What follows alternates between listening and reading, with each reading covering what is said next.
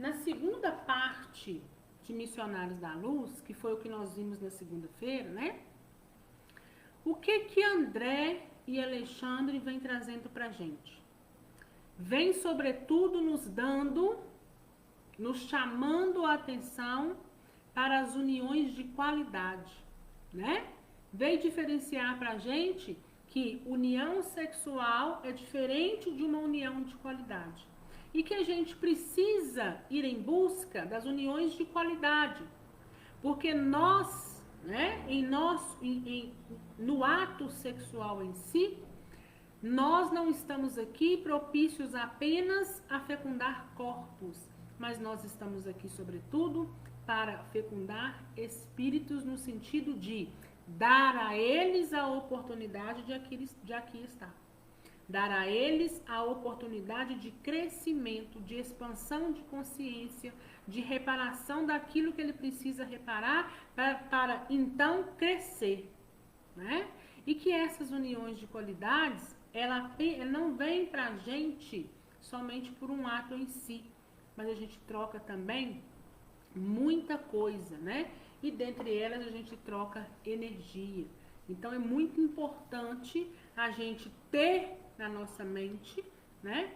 O que a gente quer vivenciar com o outro e quem é o outro que nos passa essa energia, né? E entender que o sexo é consequência, teria que ser consequência do amor, mas o amor por si só não é o sexo, né? É uma consequência e que nós temos que estarmos atentos a isso, né? Porque isso lá no livro André e Alexandre conta que a forma, né, que a gente se atenta a essas uniões, que não é o caso aqui, né, mas ele já nos disse que interfere de uma certa forma em em todo o nosso percurso, nosso cotidiano aí, né, pra gente poder seguir. E a André tá lá, né, curioso como sempre, ansioso para poder chegar até a casa do Segismundo, de Adelino, né? Porque ele quer ver a reencarnação de Segismundo, ele quer continuar vendo desenrolar, ele quer continuar aprendendo, né? Então, foi aí que nós paramos, né? E ele fala que ele, mesmo ansioso, recebe o convite de Alexandre, olha, vamos seguir, porque é hoje, né? É hoje é véspera da primeira ligação com a matéria orgânica. E a gente segue assim. Chegados à moradia nossa conhecida, encontramos Herculano e Segismundo em companhia de outras entidades. Alexandre informou-se tratar-se de espíritos construtores que iam cooperar na formação fetal do nosso amigo. Então nós já temos aí de início um outro nome, né? Que a gente pode, quando a gente ouvir falar, a gente pode dar uma denominação, né? Nós já sabemos do que se trata. O que é um espírito construtor, né? Não tem o socorrista, que a gente já sabe o que eles fazem, né? O nome por si só já diz muito, né? Não tem aqueles que estão trabalhando no setor de comunicação, que estão trabalhando na regeneração, tem esses que estão trabalhando aqui na crosta, né? Espíritos construtores. Quem são eles? Aqueles que cooperam na formação fetal de uma pessoa que está para poder, um espírito, né? Que está para poder descer e assim reencarnar. Como da outra vez, banhava-se o ninho doméstico na luz crepuscular, mantendo-se a pequena família no mesmo ato de afeição. Adelino, porém, demonstrava diferente posição espiritual. Cercava-o claro ambiente de otimismo, delicadeza e alegria.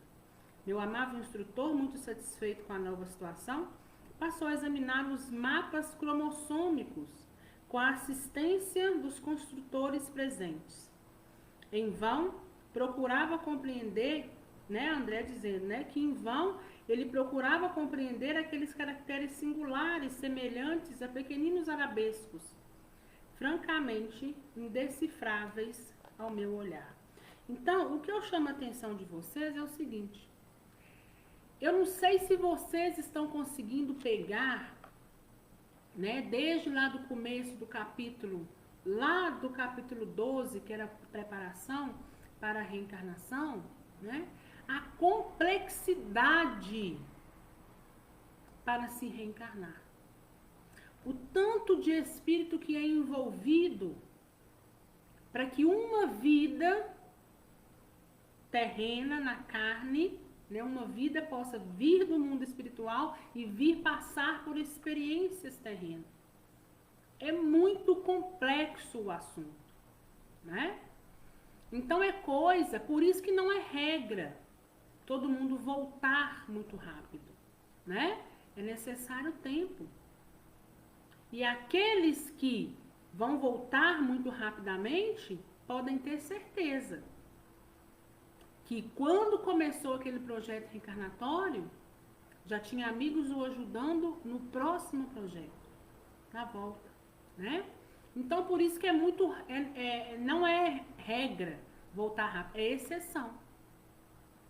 Porque não só envolve aquele ser que está vindo, mas envolve espíritos que precisam englobar aquele meio e que precisam ambos experienciar, passar por alguma situação de engrandecimento. Então não depende só de um, depende de todo o contexto, né? Então cada um de nós que aqui estamos, nós temos a nossa família, né? A nossa família de origem, vamos dizer assim, quando nós adentramos ao planeta Terra. Então, o que aconteceu ali?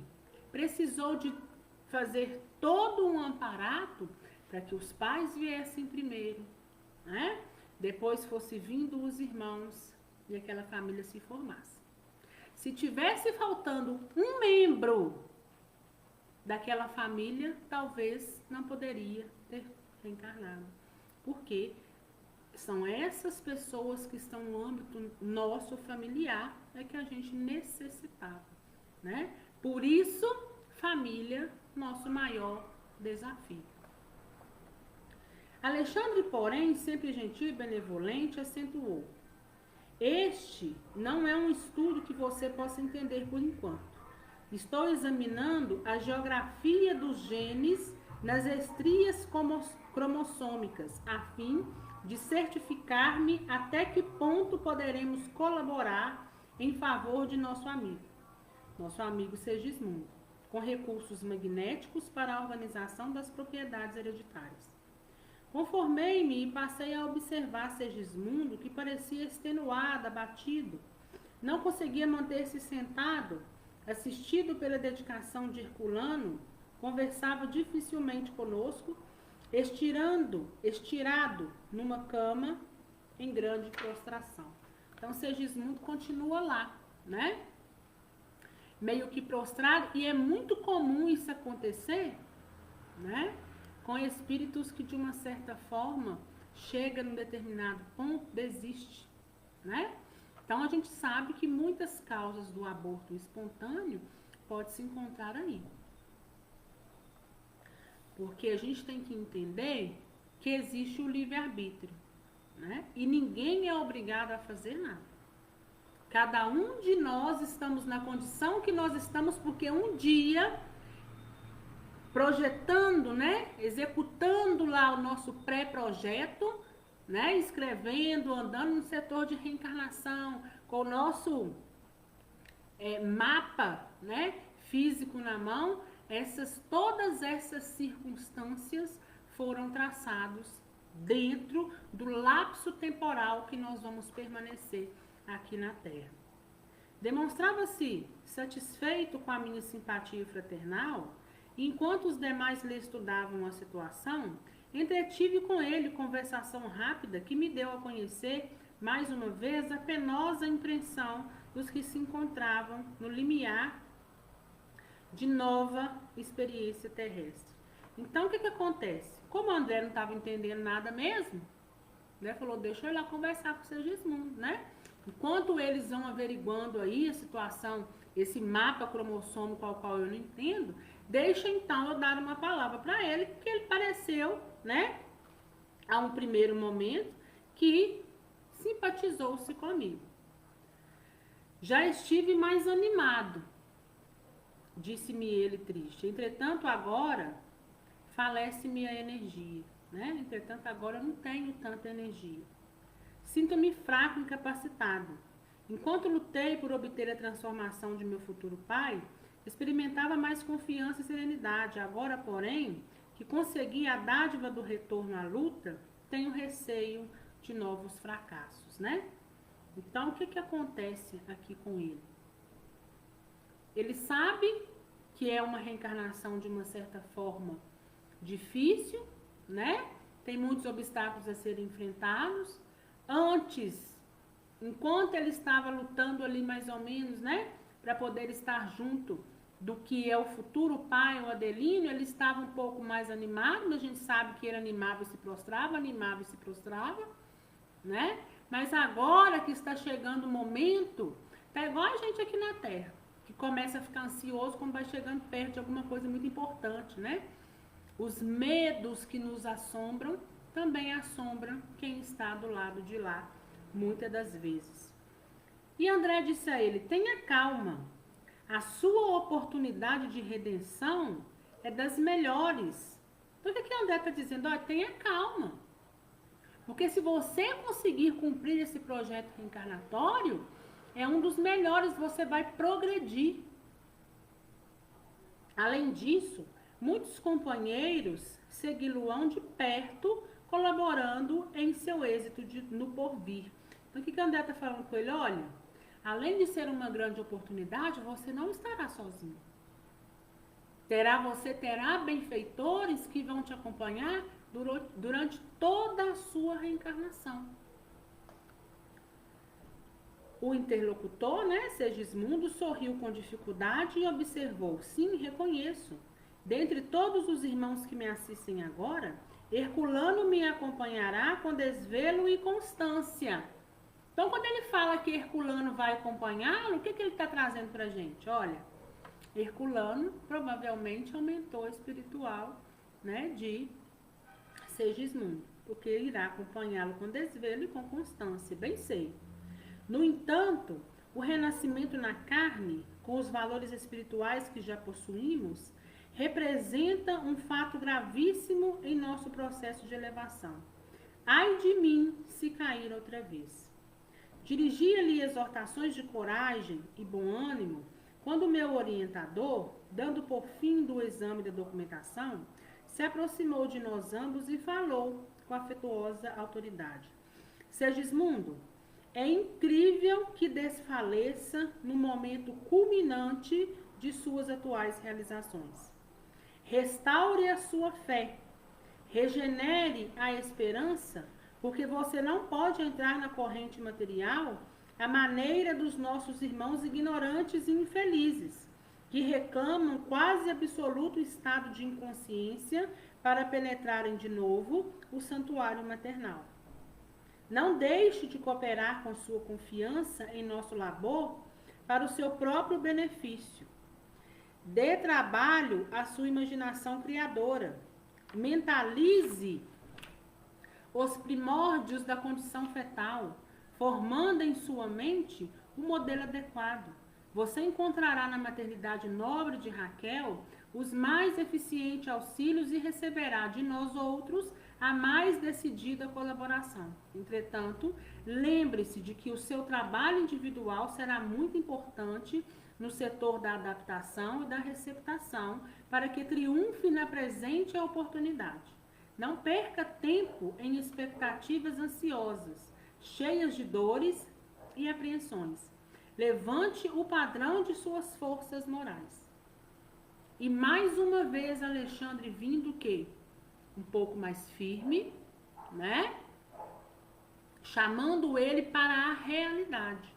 Dizendo a ele, olha, como que pode, diante de uma oportunidade dessa, você lá atrás, né, deixando eu entender para ele, olha o que você cometeu, está te dando a oportunidade, todos nós estamos aqui, e você está se comportando como um espírito ignorante, como um espírito de zonas inferiores que reclama o tempo todo.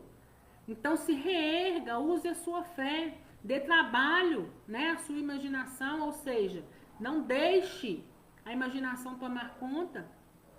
Nos ajude, porque a ajuda está te sendo estendida. Segismundo ouviu respeitoso a advertência. Reconheci que as palavras reconfortantes de Alexandre se fizeram seguir de maravilhoso efeito. Segismundo melhorou repentinamente, esforçando-se por colocar para fora a carga de preocupações inúteis. Impressionado com o esclarecimento do prestimoso mentor, não hesitei em dirigir-lhe nova consulta. André também é bem curioso, né? Pergunta que só. E para nós é bom que vai nos passando o quê? Entendimento, né? Existem, então, perguntei sobre forte interesse, aqueles que reencarnam inconscientes do ato que realizam? Então, olha que importante isso aqui, né? André ouviu o Alexandre dizer lá na frente, lá atrás, que Segismundo estava se comportando como espíritos ignorantes, como espíritos que reencarnam inconscientes. Ou seja, não estava dando ajuda nenhuma. E ele estava consciente, né? Ele sabia de todo o processo. Aí André já acendeu a luz. Opa! Se tem reencarnação de espírito consciente, como Segismundo, então quer dizer, né, que existe aqueles que reencarnam inconsciente de todo esse ato que vocês estão dizendo, estão fazendo, trabalhando? E Alexandre responde, certamente. Assim também como desencarnam diariamente na crosta milhares de pessoas sem a melhor noção do ato que experimentaram. Então, ele nos acende uma luzinha, né? O que é isso que ele está dizendo? Que reencarnações inconscientes são essas, né? Então, por um outro lado, muitos de nós, né, os mais antigos aqui, já conhecem a expressão, né? Aquele que reencarna inconsciente, como ignorante, de zonas densas e mais pesadas, nada mais é do que uma reencarnação compulsória, né? Como também meio de oportunidade. E ele fala, olha, certamente, assim como muitos na Terra desencarnam sem saber que desencarnaram, né? Morreram, já estão do outro lado, não estão nem sabendo. Somente as almas educadas têm compreensão real da verdadeira situação que se lhes apresenta em frente da morte do corpo.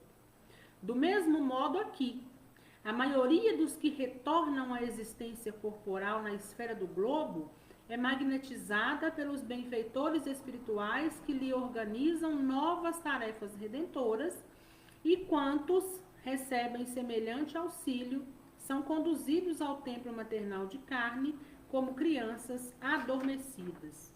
Então ele está dizendo o quê? Né? Que existe benfeitores espirituais que fazem todo o projeto para aquele que está ali ainda na ignorância, dando a oportunidade o quê? De também retornar, de também crescer, de expandir a consciência.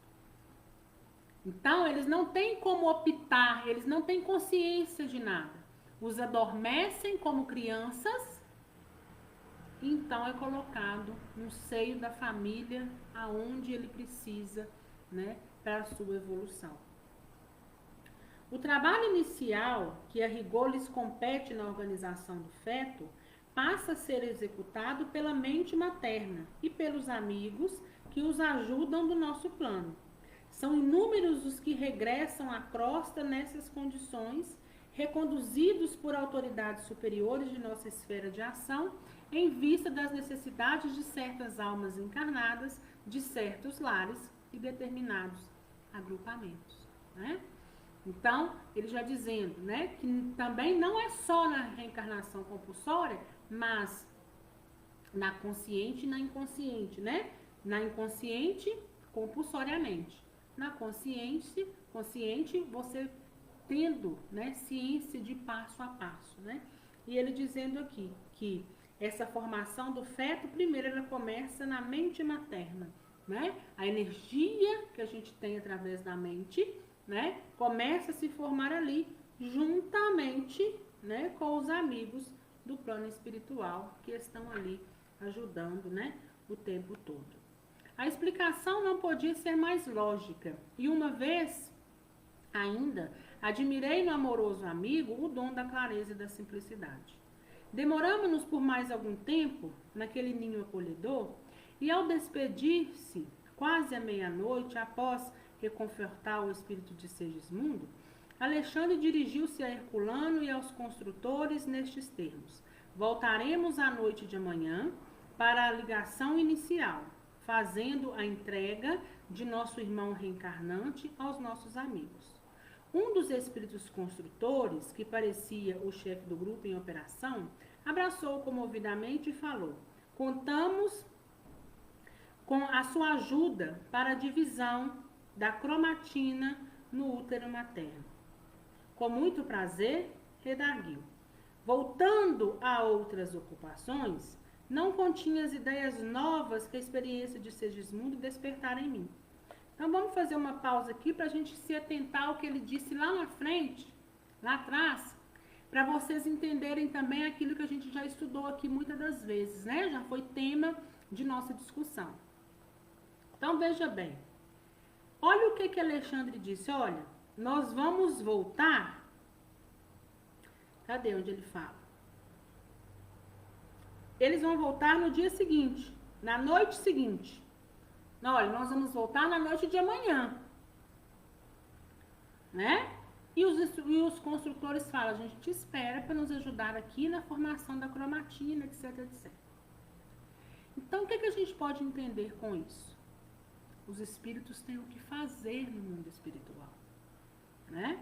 Eles não ficam com a gente, principalmente nesse caso aqui, tem os que são responsáveis, o caso está Herculano e Segismundo quietinho lá, né?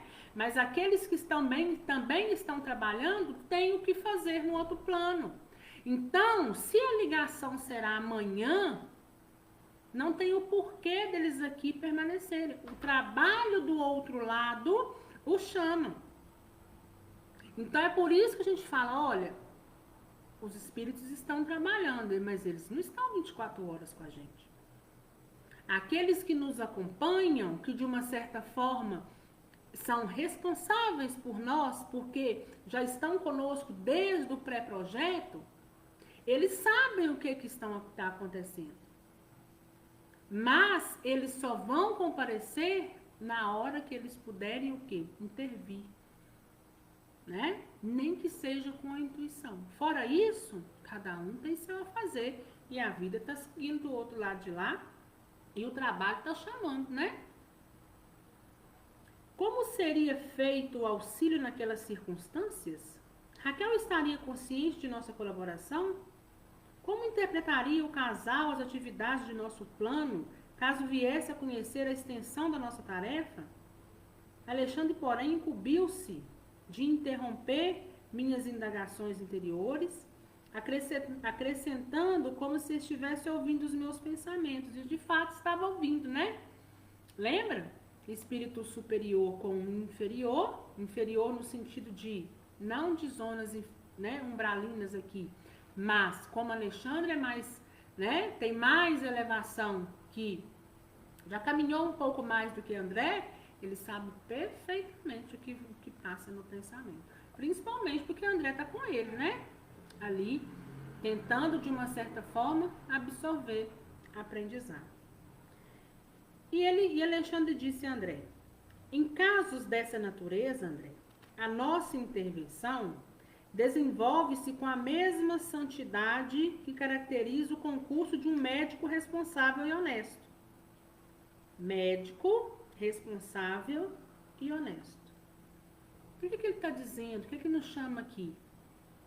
Olha, André, nós vamos fazer parte desse trabalho de fecundação responsáveis, como um médico que vai atender uma parturiente. Agora não é o momento e temos outro trabalho a fazer. Ao praticar a intervenção no parto comum, né? Como um médico que faz uma intervenção no parto comum. A modelagem fetal e o desenvolvimento do embrião obedecem a leis físicas naturais, qual ocorre na organização de formas em outros reinos da natureza, mas em todos esses fenômenos, os ascendentes de cooperação espiritual coexistem com as leis de acordo com os planos de evolução ou resgate. Nossa ajuda, portanto, em processos tais é uma das tarefas mais comuns. Compreendi a elevação do esclarecimento e pacifiquei a mente, esperando o dia seguinte. Passados, porém, as horas do dia, a curiosidade voltou a espicaçar-me. Em que momento deveríamos buscar a moradia de Adelino? Sem qualquer intenção menos digna, preocupava-me o instante da primeira ligação de Segismundo à matéria. Agiria Alexandre no momento da união sexual ou o fenômeno obedeceria a diferentes determinações? Meu orientador sorria em silêncio, compreendendo a minha tortura mental. As horas sucediam-se umas às outras e, observando-me a impaciência, Alexandre esclareceu-me bondoso. Não é necessária a nossa presença ao ato de união celular. Ou seja, olha, no momento do ato sexual, não é necessária a nossa presença. Semelhantes momentos do tálamo conjugal são sublimes e invioláveis nos lares em bases retas. Você sabe que a fecundação do óvulo materno somente se verifica algumas horas depois da união sexual. O elemento masculino deve fazer extensa viagem antes de atingir o seu objetivo. E sorrindo acrescentou: temos tempo. Compreendi a delicadeza dos esclarecimentos e, sequioso de informações referentes ao assunto, interroguei. Com relação às uniões sexuais, de acordo com o seu parecer, todas elas são invioláveis? E eu acho que isso é dúvida não só de André, mas de muitos, né? O momento do ato sexual do casal, aquilo ali é momento inviolável? Como que funciona? Né? Tem muita gente que tem essa curiosidade. Se os espíritos estão entre nós, naquele momento sexual, naquele momento íntimo, aquilo ali é intocável, é inviolável, como que é isso? E Alexandre disse: isto não, aduziu o instrutor atencioso. Você não deve esquecer que aludir aos lares em bases retas. Então ele já disse lá na frente, né, sobre essa questão das bases, né, do lar ser um lar de base reta. Então o que ele está dizendo para André Luiz? Olha, André, os lares invioláveis, os atos sexuais invioláveis advêm somente nos lares de bases retas. Ou seja, aqueles lares que tem essa base, né, reta. Que base reta é essa, né? Uma base, um lar de base que tem honestidade, que tem carinho, que tem respeito, que tem amor por outro, né? Uma união respeitosa, vamos dizer assim. Ali é um lar de bases retas. Então, nesse lar, as uniões sexuais, elas são invioláveis, elas são intocáveis. Todos os encarnados que edificam um ninho conjugal sobre a retidão conquistam a presença de testemunhas respeitosas que lhes garantem a privacidade dos atos mais íntimos, consolidando-lhes as fronteiras vibratórias e desfazendo-as contra as forças menos dignas, tomando por base de seus trabalhos os pensamentos elevados que encontram no ambiente doméstico dos amigos. Então, gente, mais uma vez a questão da nossa vibração. Quem tem, o que está conosco, o que está na nossa casa, o que está na nossa união conjugal? Aquilo que a gente vibra, aquilo que a gente atrai, né? Então, se você tem um lar de harmonia, um lar de respeito, um lar de amor ao próximo, amor a todos que ali se encontram, você atrai para si benfeitores, espíritos que de uma certa forma blindam, né, o seu lar para que forças negativas, densas, né, e muitas das vezes ocultas, não venham adentrar a seu lar, né? E vamos seguindo para a gente entender a outra parte. Não ocorre o mesmo, entretanto, nas moradias cujos proprietários escondem baixas testemunhas espirituais, buscando-as em zonas inferiores, né? Então ele fala o seguinte, olha, o mesmo não acontece quando os que estão ali naquela casa estão vibrando em conjunto com os inferiores, com o pessoal, né, mais ignorante, vamos dizer assim. Por quê? E por que que isso acontece? E muitos podem se perguntar assim, ah, mas cadê os guardiões das casas? Então, mais uma vez, nós vamos reverter ao vamos nos remeter ao livre-arbítrio. Se aquele que ali habita autoriza que seres inferiores adentrem ao seu lar pela vibração que emite, a espiritualidade amiga não pode fazer nada. A espiritualidade amiga não passa por cima do livre-arbítrio de ninguém, né? Então vamos mais à frente. A esposa infiel aos princípios nobres da vida em comum e o esposo que põe sua casa em ligação com o meretrício não devem esperar que seus atos afetivos permaneçam coroados de veneração e santidade. Suas relações mais íntimas são objetos de participação das desvairadas testemunhas que escolheram. Tornam-se vítimas inconscientes de grupos perversos que lhes partilham as emoções de naturezas fisiológicas, induzindo-as à mais dolorosa viciação. Ainda que esses cônjuges infelizes estejam temporariamente catalogados no pináculo das posições sociais humanas, não poderão trair a miserável condição interior, sequiosos que vivem de prazer criminosos, dominados de estranha e incoercível volúpia. Então, ou seja, aquele que atrai para si, acaba que, né, dentro desse ato sexual, tá ali também, cheio de espíritos que são de uma determinada região, pesada e densa, e que são aquelas pessoas que, quando desencarnaram, eram viciadas em sexo e prazer carnal, né? Aquele homem ou aquela mulher que tem um caso extraconjugal lá fora, e muitas das vezes, né, a gente olha um pouco mais para os homens, porque os homens às vezes têm mais hábito, né? Não que a mulher também esteja, né, fora desse contexto, mas muitos daqueles que se relacionam com aquelas, né, garotas de programas que estão ali, aqueles que frequentam muito regiões, né, de motéis. Então, o que acham? Acaba que você sai dali, você sai carregando um monte de coisa da sua casa. E aí os espíritos não podem intervir. E aí vai criando aquele ciclo de viciação. Tá tudo dentro da sua casa. E eles, de uma certa forma, vão te induzindo. Por quê? Porque eles querem cada vez mais sugar aquela energia, né, que está ali dentro da sexualidade. A resposta impressionante de Alexandre surpreendeu-me. Compreendi em mais intensidade que cada um de nós permanece com a própria escolha de situação em todos os lugares. Todavia, nova questão surge-me no cérebro e procurei movimentá-la para melhor aclarear o raciocínio.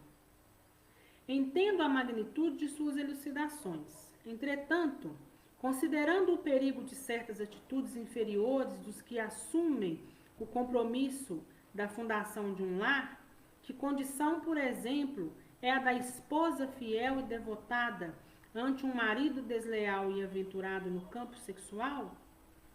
Então ele está perguntando o seguinte, e aquela esposa que é devotada e fiel, mas aquele marido anda para tudo enquanto é lado, tá cheio de obsessor,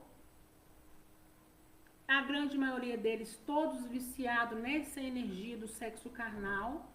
Como que fica a situação dessa esposa? Permanecerá a mulher nobre e santa a mercê das criminosas testemunhas que o homem escolheu? E isso vale para vice-versa, né? Se um tá ali todo certinho no relacionamento, o outro tá todo desregrado, como é que aquele que tá agindo certo fica? E aí André responde, não. O mal não pode perturbar o que é genuinamente bom. Em casos dessa espécie, a esposa garantirá o ambiente doméstico, embora isso lhe custe as mais difíceis abnegações e pesados sacrifícios. Os atos que lhe exijam a presença enobrecedora são sagrados, ainda que o companheiro na vida comum se tenha colocado em nível inferior aos brutos. Em situações como essa, no entanto, o marido imprevidente torna-se lentamente cego à virtude e converte-se por vezes no escravo integral das entidades perversas que tomou por testemunhas habituais presentes em todos os caminhos e atividade fora do santuário da família.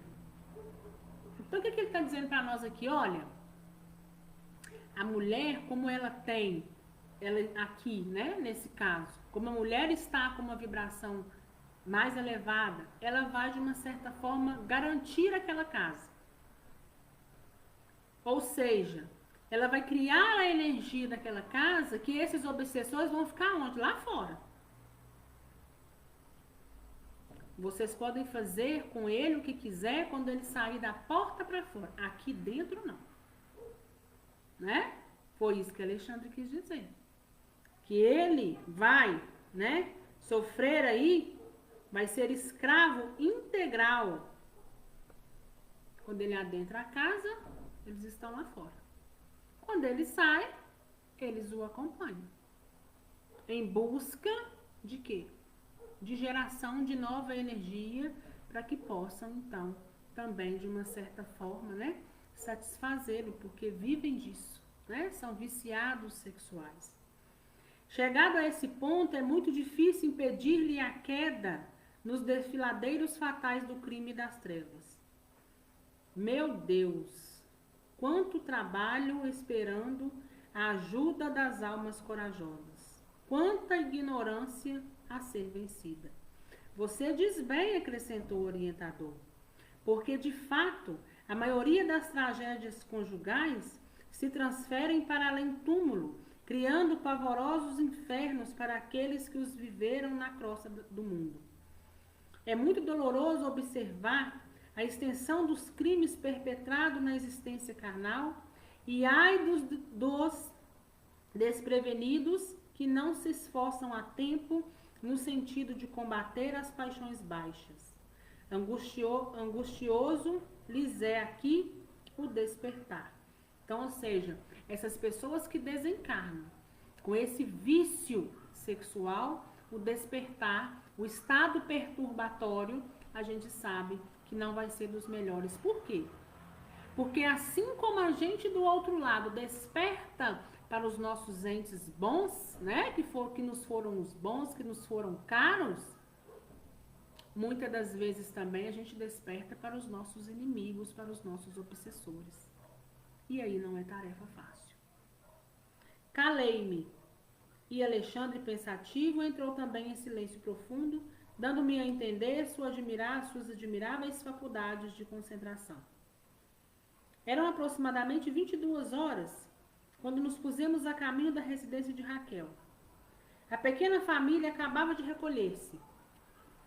Herculano e os demais receberam-nos com inequívocas demonstrações de carinho. O chefe dos construtores, né, dos espíritos construtores, dirigiu-se ao meu instrutor nestes termos. Esperávamos pela sua colaboração para iniciarmos o serviço magnético no paciente. Passamos em seguida a pequena câmara onde Segismundo repousava. Permanecia ele aflito de olhar triste e vagueante. Continua Segismundo, né? Não pude soptar uma interrogação. Por que motivo Segismundo sofre tanto? Indaguei de Alexandre em tom discreto.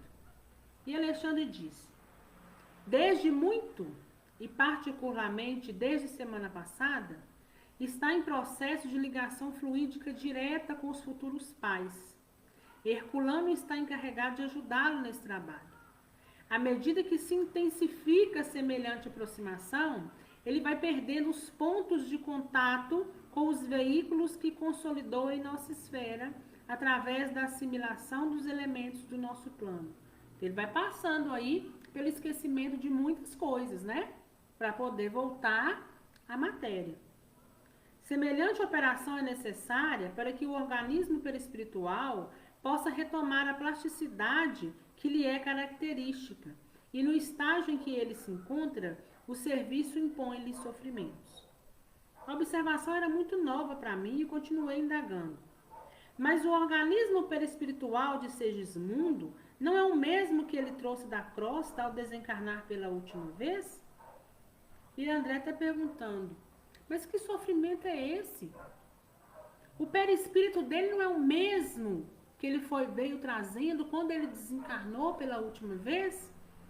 E Alexandre responde, sim, tem a mesma identidade essencial. Todavia, com o curso do tempo, em vista de nova alimentação e novos hábitos em meio muito diverso, incorporou determinados elementos de nosso círculo de vida, dos quais é necessário que se desfaça a fim de poder penetrar com êxito a corrente da vida carnal.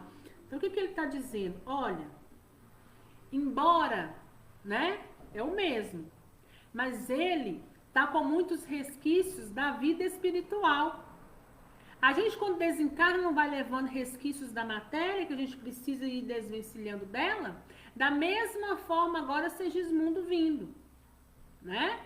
E isso, de uma certa forma, estava vindo, né, potencializando esses pensamentos em Segismundo, e mais para frente a gente vai entender o porquê. Para isto, as lutas das ligações fluídicas primordiais com as emoções que lhes são consequentes desgastam-lhe as resistências dessa natureza, salientando-se que, nesta noite, faremos a parte restante do serviço, mobilizando em seu auxílio nossos recursos magnéticos. Não teremos aqui um fato semelhante à morte física na crosta? E André nos remete a mais um questionamento. Aquele que vem para a Terra, que a gente recebe com tanto carinho, com tanto amor, não é a mesma coisa de quando tem a morte física aqui na Terra e outros estão do outro lado para receber? Sem dúvida, desde que consideremos a morte do corpo carnal como simples abandono de envoltórios atômicos terrestres. Reconheci, porém, que a hora não comportava longas dissertações, e vendo que meu bondoso instrutor fixava a atenção nos construtores, abstive-me de novas interrogações. Seguido pelos amigos, Alexandre aproximou-se de Segismundo e falou bem-humorado. Então, mais forte? E, acariciando-lhe a face, acrescentou, você deve estar satisfeito. É chegado o momento decisivo. Todas as nossas expressões de reconhecimento a Deus são insignificantes diante da oportunidade recebida. Sim, falou Segismundo, arquejante. Estou grato. Não se esqueçam de mim, com o auxílio necessário. E olhando angustiosamente para o meu orientador, observou inquieto. Tenho receio, muito receio. Alexandre sentou-se paternalmente ao lado dele e disse-lhe com ternura. Não guarde o monstro do medo no coração. A hora é de confiança e coragem. Ouça, Segismundo. Se você guarda alguma preocupação, divida conosco os seus pesares. Fale de tudo o que constitua dificuldade em seu íntimo. Abra tua alma, querido amigo. Lembre-se de que o instante da passagem definitiva de plano se aproxima. Torna-se indispensável manter o pensamento puro, lavado de todos os detritos. Segismundo deixou cair lágrimas e conversou com esforço. Sabe que empreendi pequena obra de socorro nas cercanias de nossa colônia espiritual. Então ele está dizendo o seguinte, olha, lembra, eu estava trabalhando lá na colônia espiritual, eu estava fazendo o meu trabalho. A obra foi autorizada pelos nossos maiores e, apesar do bom funcionamento, sinto que não está terminada e que tenho em sua estrutura grandes responsabilidades.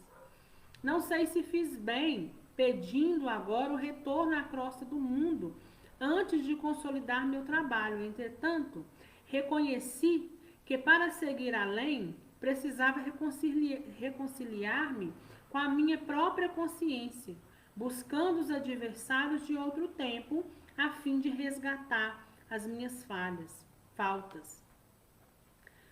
Nada mais é do que aquilo que a gente também já conversou muito. Quando a gente vê e estiver diante dos nossos atos negativos, em nós vamos ter a necessidade de reparar e de expiar. Ninguém vai precisar nos julgar. É nós mesmos que por si só vamos olhar para aquilo e vamos sentir-nos envergonhados.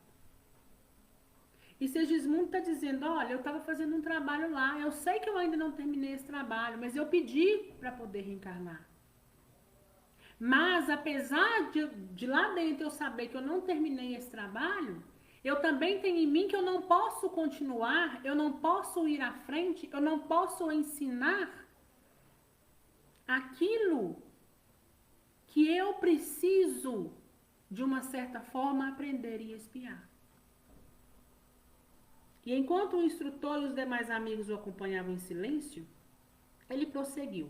Foi por isso que insisti tanto pela obtenção de minha volta. Como poderia conduzir os outros à plena conversação espiritual diante dos ensinamentos do Cristo, sem haver pago minhas próprias dívidas? Como ensinar os irmãos sofredores, sofrendo eu mesmo, dolorosas chagas em virtude do passado cruel? Agora, porém, que se aproximava o recomeço difícil, tortura-me o receio de errar novamente. Quando Raquel e Adelino voltaram, prometeram-me amparo fraternal, e estou certo de que serão 2 benfeitores para mim. No entanto, aflige-me receios e ansiedade ante o futuro desconhecido. Valendo-se da pausa que se fizera naturalmente, Alexandre tomou a palavra com franqueza e otimismo. Então vamos prestar bastante atenção nas palavras de Alexandre, que é um mentor, né, espiritual no momento de André. Não adianta inquietar-se tanto, meu amigo.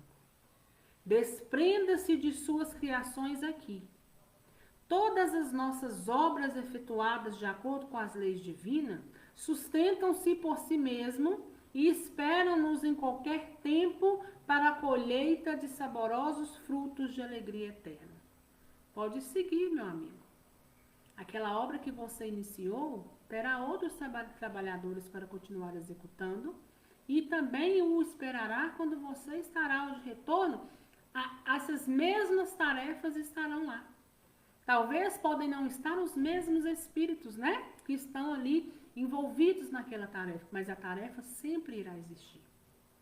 Somente o mal está condenado à destruição e apenas o erro necessita laboriosos processos de retificação. Esteja, portanto, calmo e feliz.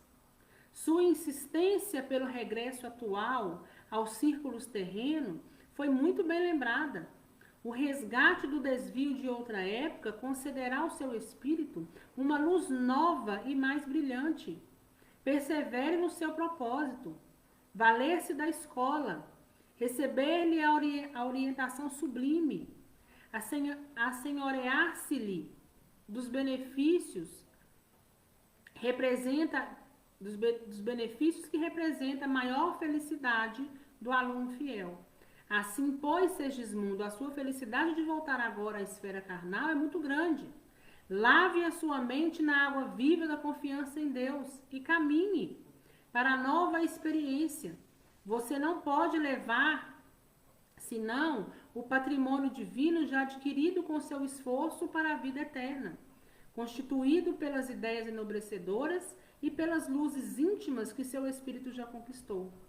Não se detenha, desse modo, em lembranças dos aspectos exteriores de nossas atividades nesse plano. Persistir em semelhantes estados d'alma poderá trazer consequências muito graves, porquanto a sua inadaptação perturbaria o desenvolvimento fetal e determinaria a morte prematura de seu novo aparelho físico no período infantil. Não se prenda a receios pueris. É verdade que você deve e precisa pagar, mas em sã consciência, qual de nós não é devedor? Com tristeza e abatimento, nunca resgataremos nossos débitos. É indispensável criar esperanças novas. Então, o que Alexandre diz aqui em todas essas palavras para Segismundo é enfrentamento.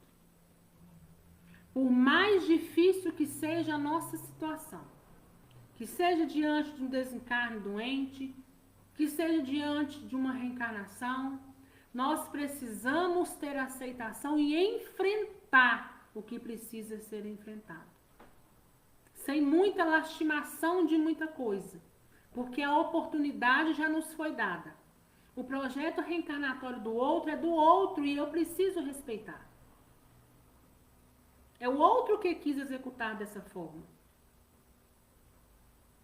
Segismundo fez um gesto significativo de afirmação e sorriu com dificuldade, mostrando-se menos triste. Não perturbe o seu trabalho valioso do momento. Recorde as graças que temos recebido e não tema. Calando-se o mentor, notei que Segismundo, sob forte emoção, não conseguia recursos para manter a palestra. Viu, porém, tomar a mão de Alexandre com infinito esforço, beijando-a respeitoso em sinal de reconhecimento. Ponderei, então, na ajuda enorme que todos recebemos ao regressar ao círculo carnal. Aqueles devotados benfeitores auxiliavam Segismundo desde o primeiro dia e ainda ali, diante do possível recuo do interessado, eles mesmos se mostravam dispostos a consolar-lhe todas as tristezas, levantando-lhe o ânimo para o êxito final. E assim a gente encerra a nossa parte de hoje. Alguma dúvida, gente? E a gente vai percebendo o quanto a gente de fato precisa enfrentar, né? E o quão complexo é o trabalho para que nós possamos aqui chegar. Por isso, nós não vamos desistir jamais. Setembro Amarelo está aí, né? Para nos lembrar que, por mais que a gente possa passar por inúmeras dificuldades, desistir nós não vamos. Porque esse nosso projeto deu muito trabalho. Se não deu trabalho para a gente, deu trabalho para outra. É oportunidade de crescimento. Então, o que quer que seja que a gente venha a passar, desistir, nós não vamos jamais. Pelo contrário, nós vamos enfrentar de bom ânimo. Aquilo que em nós tiver potencializado e for uma coisa negativa, que não é necessário potencializar, nós vamos deixar de lado. Porque senão não faz jus o nosso estudo de todos os dias. Vê-se bem, tanto Alexandre como Herculano, com todos aqueles que estão ali. Eles não deixam de ter paciência com Segismundo, mas também eles não deixam de falar aquilo que ele precisa ouvir. E que na grande maioria das vezes, quando nos é dito que precisa ouvir, muitos não acham bom. Mas é necessário se ater à realidade. Então, se nós estamos estudando, se nós estamos dentro de uma doutrina que conforta, de uma doutrina que nos diz, olha, a vida continua, a morte é do corpo físico, cada um de nós temos um projeto reencarnatório e a forma de executar esse projeto, por mais dolorosa que se finda foi escolha de cada um, precisa ser dessa forma, nós precisamos então ter dentro de nós a aceitação. Porque a gente sabe que isso aqui é tudo passageiro. Daqui a pouco, nós também estamos indo embora. Porque cada dia que passa é um dia do nosso projeto reencarnatório que nós escolhemos que é executado. E daqui a pouco nós todos vamos estar juntos novamente. Isso quem diz, né? Não é os Espíritos. O próprio Jesus nos mostrou quando ele ressurgiu em espírito. Alguma dúvida, gente?